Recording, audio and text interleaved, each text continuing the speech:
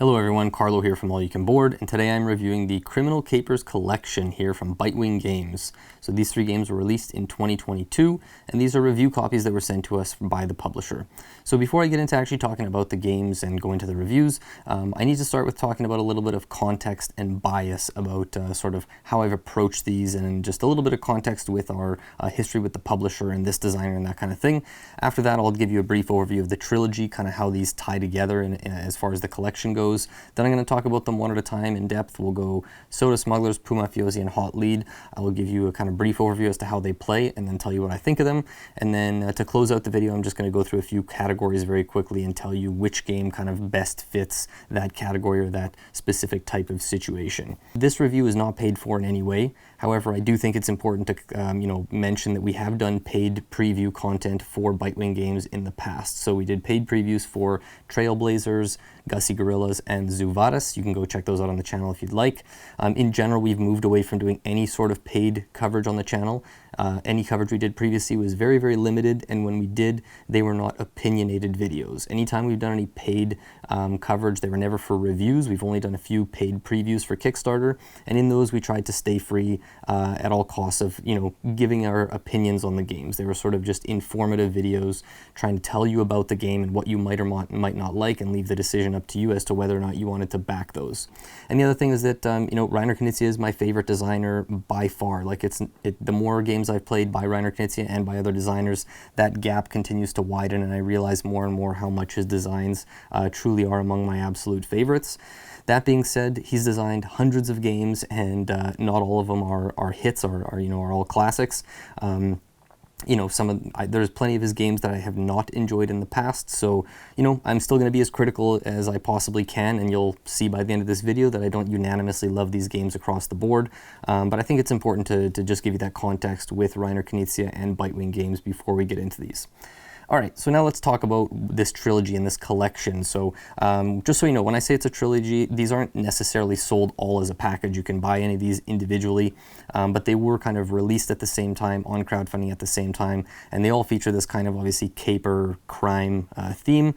They all have artwork by Paul K. Halcyon, and again, they're all published by Bitewing Games, all three of them designed by Reiner Knizia. Soda Smugglers is a 3 to 8 player bluffing game where you're basically trying to smuggle goods without a border agent kind of catching you in the act of smuggling. Pumafiosi is a 2 to 5 player sort of trick-taking and push-your-luck game about trying to sort of jostle for position in the hierarchy of a mafia. And Hot Lead is also a 2 to 5 player card game, similar to Pumafiosi, but this one is kind of hand management, kind of sealed auction or bidding, where you're playing cards face down, and then when you reveal, you're kind of taking cards from a display trying to investigate crimes. So other than the kind of artwork and the caper theme and that sort of thing, the main thing that I would say ties these together is that they all have this aspect of assessing value, and most of your decisions come from looking at something in your hand or on the board and trying to decide how much something matters to you, how much something matters to the other players, and sort of assessing that value of things in order to determine what you're going to do, and those values kind of change throughout the game. So that's kind of how they're loosely tied together. Otherwise, they each kind of stand on their own. So with that being said, let's get into it. Let's talk about Soda Smugglers, which is game number 1 in this collection. So in Soda Smugglers, again, this is for 3 to 8 players, and the basic idea is it plays over a series of rounds, depending on the number of players you're playing with. Every round, one player is going to be the border agent, and all the other players will be smugglers. With their 5-card hand, they're going to take 3 of those 5 cards. 2 of them are going to be face down. They're going to place face down in front of them as their luggage cards, which is the luggage that they're trying to bring through. And then the 3rd card they're going to place in front of the luggage, which is going to be their bribe. So that's also going to be face down when they place them. Then the other 2 cards are going to get discarded. When everyone has made their selections, everyone is going to flip their bribe cards face up. The border agent is basically going to have a chance to accept bribes from any of the players. So if you see, a bribe might have 1 or 2 or 3 bottles, you can take that bribe, gain those bottles, and then that player is going to be able to sort of be let through, and whatever they had in there, they're going to flip their cards over, and whatever was there, they're going to take those bottle caps as points. And then they won't be able to be inspected or arrested for the rest of the round. Then you can inspect for the number of inspect tokens you have, you can choose any player and then pick one of their specific face-down suitcases. You get to flip it over and see what's there. And then once you get to your arrest tokens, you can choose to arrest a player for each of the tokens you have. You can arrest a player who hasn't been inspected yet. You can arrest a player that has had one of their suitcases inspected, pardon me. It's really up to you how you decide to play that. So the round's going to kind of play out in this way, and then, you know, if you're going to go clockwise around the table, the next player is going to be the border agent, and again, most points at the end wins. So that's basically the way the game works. There's also a little optional module in this game where you can basically have these event cards where every round there's going to be an event that will kind of change up the rules a little bit, and will just tweak what's going on there. So this gets compared a lot to Sheriff of Nottingham, and rightfully so, because again, you're trying to smuggle something past someone who's trying to basically catch you in the act of deceit. I like this quite a bit more than Sheriff of Nottingham for a couple of reasons. One being that Sheriff of Nottingham felt like it was really always encouraging you to be honest. That seemed the easiest route to victory. Sheriff of Nottingham also took a lot longer than I'd like. So do Smugglers. All of these games actually play in about 15 to 20 minutes, but so do Smugglers, yeah, I would say about right around the 20-minute range. And it's a very social game. You know, everyone at the table, the times I've played it, has, you know, been smiling, there's been a lot of laughing, a lot of trash talking, a lot of people trying to say like, oh, don't worry, you should be going after this player kind of thing. There's a lot to like here. That being said, the decision space, the more you play it, like it's not a very deep, complex game. You know, once you've played it, you know, 2, 3, 4 times, you've probably seen all there is to see. And that's not to say that the game doesn't, you know, have any value beyond that point. Some of my favorite games I've played hundreds of times and are ones where you feel like you've seen everything after a few plays, but if they're good enough, you just keep going back to them over and over and over. You know, Soda Smugglers has some aspects where, you know, because the points are all open information, you can see who's in the lead, who's falling behind, so you kind of know who you might want to target, who you might want to arrest, or that kind of thing. And one thing I really like, there is some depth that starts to reveal itself over more plays. For example, let's say you know you're far back and you're not one of, let's say there's 2 other players that are kind of competing for the lead and you're kind of, you know, maybe you're in last, that sort of thing. You can be really bold. You can try to, you know, bring in a lot of contraband. You can try to smuggle in a lot of soda because chances are, you know, you're not going to be targeted by the border agent. They're probably going to try and, you know, sniff out the players that are in the lead so that they have a better chance of winning. So you kind of get a target on your back the more you get ahead early and that kind of thing. But keep in mind that you are kind of at the mercy of your cards. Like, there really isn't a ton of variety in the cards in the deck because, you know, again, the cards all have anywhere from 0 to 3 bottles of soda on them. And ultimately, you know, you're stuck with what you get in your hands. So out of your 5 cards that you're dealt, maybe you don't have any that have 0, or maybe they're all 0s and 1s, so you can't even really smuggle even if you wanted to smuggle a lot in there.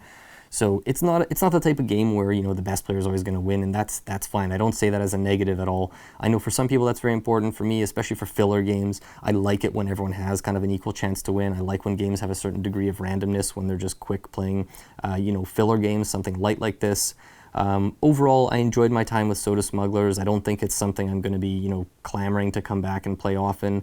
It's not something that I'm going to necessarily be keeping in my collection long term, but that's maybe just a matter of personal preference. I think it's a well-designed game and a good alternative to something like Sheriff of Nottingham, especially if you found that one was maybe, you know, it took too long, or you're looking for something that plays well at, like, better at higher player counts. I'd say 3 and 4 players is okay for this game, but I'd say 5, 6, 7 is probably the ideal range. 4 is still quite good. I don't know if I'd really care to play it with 3. And 8 and even 7 might be a little much, just because, you know, there's going to be more time, like the game will take a lot longer to go through everyone's turns. But yeah, that is Soda Smugglers. So now let's talk about Pumafiosi. So Pumafiosi is for 2 to 5 players, and this is kind of a trick-taking, kind of push-your-luck game that plays over 3 rounds. So it has a deck of numbered cards, numbered 1 through 55. At the beginning of the game, every player is going to be dealt 3 cards that are going to be in their hand, and then they're each going to get 7 more cards that are going to be in a face-down deck. There's going to be a kind of hierarchy that represents this mafia, and there's going to be cards. There's going to be a -3 card, and then there's going to be 1 card each from numbers 1 through 10, except there is no 4 and no 9. And the idea here is it's trick-taking, but without suits. So you're going to take turns playing cards. They're going to be face up. And once everyone has played a card, The second highest card, not the highest, but the second highest card is going to basically win the round. So the other players will just discard their cards and set them aside, and that second highest card will be placed somewhere in that hierarchy. You're either going to place it next to an empty slot for one of those numbers, or you can place it next to a slot that already has a card next to it, as long as the card there previously is lower. Now what's going to happen wherever you place your card, if you place it next to a card that's already there, it's going to bump that card down. And you're marking the cards when you put one in the hierarchy, you're putting one of your player tokens there to show who owns that card, basically which person is in the mafia there. When you get bumped down, you're going to get a negative point. And there can be this cascading effect where you get bumped down once and you get a negative point, but that ends up in a row that already had a card. So now another one gets bumped down and another player maybe gets a negative point. So every time you're getting bumped, you get negative points. Each numbered slot can only hold one card, except for the number 3 slot at the bottom. That can hold an unlimited number of cards. And so at the end of the round, all the cards down there will get negative 3 points. And then for the other corresponding numbers, the players will get points based on which cards are in which numbered slots. And then you're going to carry that over and you're going to play 3 rounds that way, and the player with the most points at the end wins. So that is the basic premise of the game. I'll start with what I like about it. One thing is I like the fact that you're playing where the second highest card wins the trick. I think that's pretty interesting, and I haven't really seen that in any other game. I haven't played a ton of trick-taking games, so I don't know if it's necessarily entirely unique, but for me, I haven't seen it done that way before. Thematically, the reason is that you don't want to be the mob boss with a target on your back, because you'll either get arrested or a rival mafia will come after you, kind of thing. So you want to have a prominent role in this mafia, but you don't want to be the leader necessarily with a big target on your back. So I think that works really well. The fact that you always have 3 cards in your hand to choose from gives you a little bit of selection, but it's not too much. I think this is it can be a pretty thinky game, more than Hot Lead, which I'm going to talk about in a moment, where we have a bigger hand of cards. So I think the choice to have 3 cards in your hand with your deck in front of you where you don't know what else is there yet kind of helps move the game along at a good pace. It's of the trilogy, it's definitely the thinkiest one here, and the one that maybe takes the most plays to kind of wrap your head around. There's also an optional module here that you can include where you basically have these other tokens. There's like a machine gun that can increase the value of one of your cards. There's a bulletproof vest that will prevent you from losing points when you get bumped down the hierarchy. There's also a notebook and a wedding ring. I won't get into what those do, but they add some interesting wrinkles to the game, and those I do recommend playing with, especially once you've gone past maybe your second or third play, that kind of thing. So I found the ideal player count for this one is probably 3 or 4. This is, even though it goes down to 2 players, I don't think it's a game I would care to play with 2. And with 5, I think it would still work fine, but I just think it would take a little bit longer. So I think 3 or 4 is probably the sweet spot, although I think 5 is probably still pretty good. It's a sort of an updated version on a game that was previously released, I believe, in 2004 called Rooster Booster. And this has kind of been redeveloped and redesigned a little bit. So I enjoyed my time with Pumafiosi a fair bit. I would say similarly to Soda Smugglers, I don't think it's a game that I necessarily feel is a must-own for me. I don't think I'm going to be the one to request to play it, but I did enjoy it more than Soda Smugglers, and I think it's a pretty novel, unique take on trick-taking and card playing that I haven't seen. I think the way that hierarchy works is interesting. And there's some interesting choices too, where when you go to play a card, you can kind of, sometimes if you're the last player to play and you already see all the cards that have been played, sometimes you can determine whether you're going to, win the trick yourself. You're going to play the second highest one, or you might not want to win it. Based on the cards you have in your hand, you might be able to play, a really high card, which will make one player win the trick, or you could play a low card that will make a different player win it. So you have a decent amount of control sometimes in terms of who you're getting to actually win the trick, get that second place. So I feel like it's one that the more you play, you start to kind of understand the strategy and the depth of the game, and you start to have a little more control. You should at least give this one a try to see what it does that kind of sets it apart, especially for someone who's designed so many games. To have something like this that kind of feels fairly unique is quite impressive. So yeah, that is Pumafiosi. And now let's talk about the third game in this collection here. That is Hot Lead. So this is, of the 3, I forgot to mention previously about Soda Smugglers. That was also kind of a re-implementation of a German game that had a very limited release in 2019. Hot Lead is the only one from this collection that is an entirely new design from Reiner Knizia. So this isn't, piggybacking off of anything or reiterating off of anything he designed previously. So similar to Pumafiosi, this is also for 2 to 5 players. This one takes about 15 minutes to play.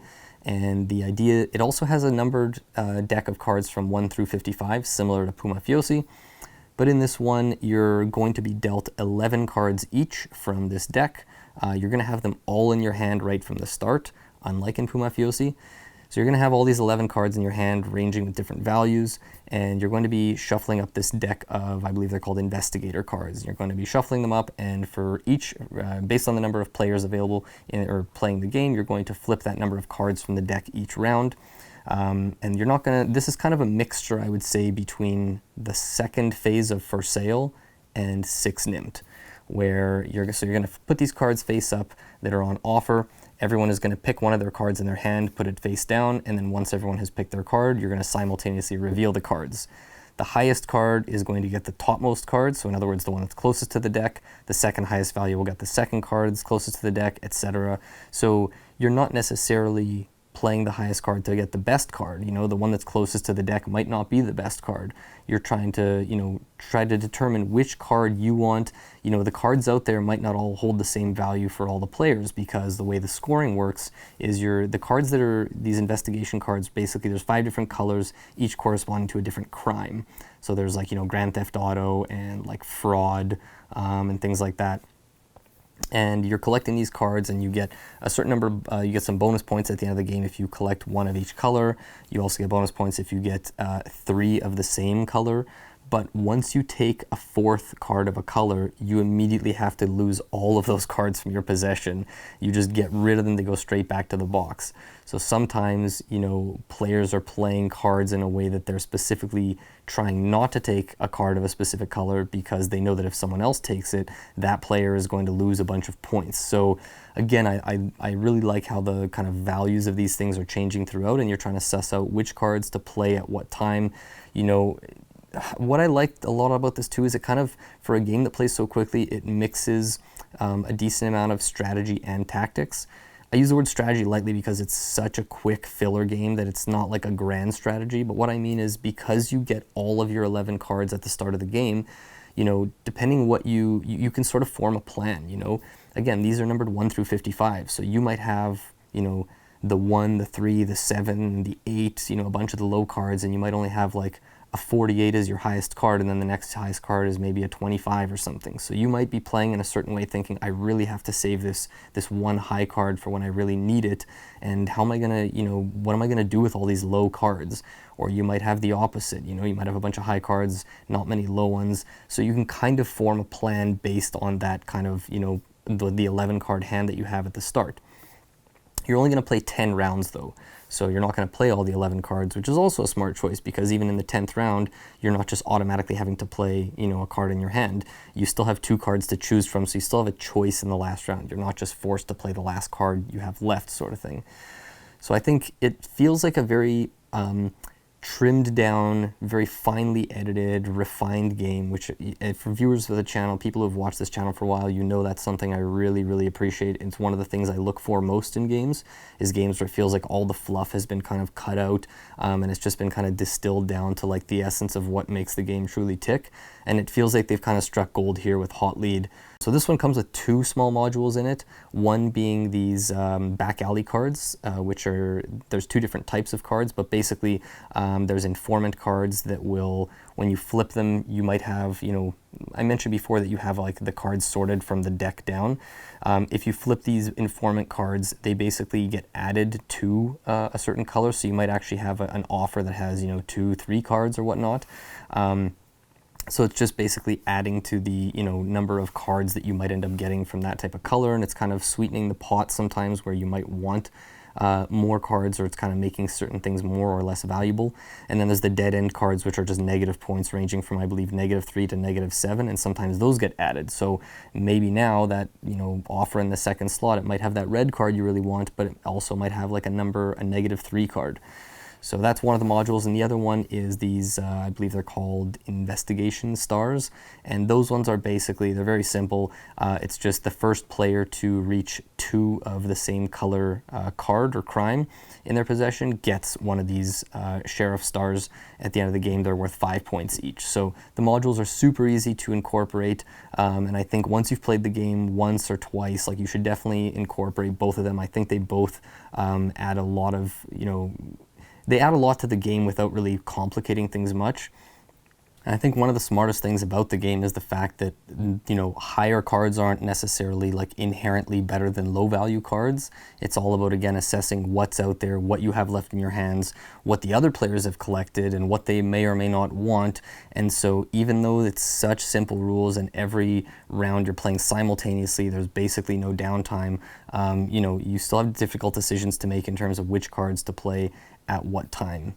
And as far as player count for this one, I would say it's almost similar to, almost the exact same as Pumafiosi. I don't think I would really care to play it with 2. I've played it from every count from 3 to 5. I think it works really well at all counts. 3 or 4 is probably the sweet spot, similar to Pumafiosi, but I would happily play it with 5 any day as well. So now that we've talked about them all, let's go through a couple of quick categories here and talk about which one of these stands out most in those. So which one is the most social game? That one's a no-brainer, Soda Smugglers. If you're looking for, let's say, like an icebreaker type game, or you want to just get people talking, get people laughing, that kind of thing, Soda Smugglers is definitely the standout for that. Which one has the most replay value? That's a really tough call, just between Pumafiosi and Hot Lead. I think Hot Lead has, because of how quick it is and how difficult the decisions still are, I think this one has a lot of legs similar to something like For Sale and 6 Nymt, where even though you feel like you've seen everything there is to see within a couple plays, because of how quick it is and how involved you always feel because of the lack of downtime, it feels like something that's easy to come back to and you want to play over and over. However, Pumafiosi definitely has the more depth. It's a more intricate game, and I think, your 10th play of this, you're still going to be figuring stuff out and coming across things you haven't seen before or making clever plays.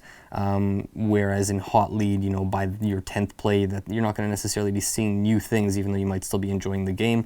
So it would probably be a tie between these two in terms of which one has, the more replay value. Which one is the quickest to play? No question, it's Hot Lead. On the boxes, Soda Smugglers and Pumafiosi say 20 minutes. I think that's pretty spot on. Hot Lead says 15 minutes. I think that is even high. I'll say right now, I made note of this the first time I played with a group of 3 players. So it was the first time all 3 of us had played the game before. I looked at the time when I took the game out of my bag. From the time I took it out of my bag, set up the game, taught the rules, we played the game, and had it put away, I kid you not, it was 12 minutes. Now, I've played, hundreds of board games at this point, and I think I can only count on maybe one hand how many games I've played that can be played in under 15 minutes, and the other ones are like nowhere near as good as Hot Lead. Like, it's not even close. What this manages to accomplish in less than 15 minutes is pretty much unheard of in this hobby. I'm trying not to be too sort of hyperbolic here because, this isn't the greatest game ever designed or anything like that, but I think it really achieves something that is tough to do in gaming, whether it's a board game that actually has a board and a bunch of components or just a small quick playing card game. So I think it's really worth highlighting that aspect of Hot Lead. So my final verdict here, as a collection, I think they're all solid products. I think the amount of, I should say too, the artwork in here in all 3 of them is really, really enjoyable. It's stunning. There's some overlap. There's kind of some characters that you'll see across, 2 or 3 of the games. The component quality is really, really high. I mean, you don't really find many filler games these days that play this quickly, that have such simple rules, that look this nice and have such a nice kind of tactile feel to them. However, it does come with a cost, obviously. Like, these types of games in this kind of level of complexity and playtime usually are in the kind of, $10 to $15 range, maybe upwards of $20. I'm talking Canadian dollars here. And these ones are kind of around that. I think these are all priced right around $25. So it is sort of maybe a more premium deluxe filler game. So if cost is really important to you, money is tight, that kind of thing, and you're just looking for the cheapest games out there for filler games, then these might not be for you. But you know, if you're okay spending the extra few bucks, like, you definitely get your money's worth, because everything in here is, again, really, really nicely produced, and it gives a nice tactile feel and helps you just feel a little more immersed in the theme as well. It really helps the theme kind of pop and come to life. So for me personally, if I had to rank these, Hot Lead is the one I enjoy most by quite a fair margin. I would say it's not even close. Hot Lead is one that I mentioned again that these are review copies, and I will be fighting Dylan and Braden to keep this one in my collection. And if I lose that fight, then I will definitely be buying a copy for myself at some point one day, because again, it's just a really, really good filler game that plays so quickly. I like pretty much everything about it, and I can see myself playing this many, many times over the years. Next favorite would be Pumafiosi. It's a conflicting game for me because the level of thinkiness and teaching new players, like, I feel like it's one that I'm not going to always want to be teaching to new people, because the more one person has played it, like, the difference in experience, the gap in experience is going to sort of come to fruition. Like, the players that have played it most or who are best at it are probably going to win a lot more often. And as I mentioned before, you can kind of fall behind and feel like the game is out of your grasp. So I think if you like this game a lot, it's going to have a ton of replay value. If you just think it's like a pretty good game and you're not going to play it all the time, it just falls into a space where I don't feel the need to maybe necessarily keep this one in my collection going forward, but I would happily play it anytime. Soda Smugglers would round out the bottom. I still enjoyed Soda Smugglers a fair bit. It's a good game. I think it's well designed. This one I think is just the least for me. Like, this is the one that hits the least amount of the notes that I enjoy in a game, mostly because, again, I'm not a big fan of bluffing games, and I also find that just overall the depth of this one isn't quite there on the same level as these other two games. So that's it. That's the Criminal Capers collection. I hope you enjoyed this video. I hope this was helpful to you.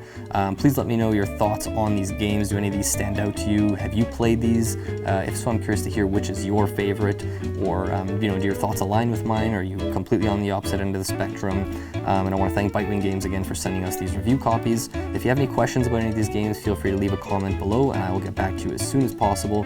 Otherwise, as always, thank you so much for watching, and we will see you next time.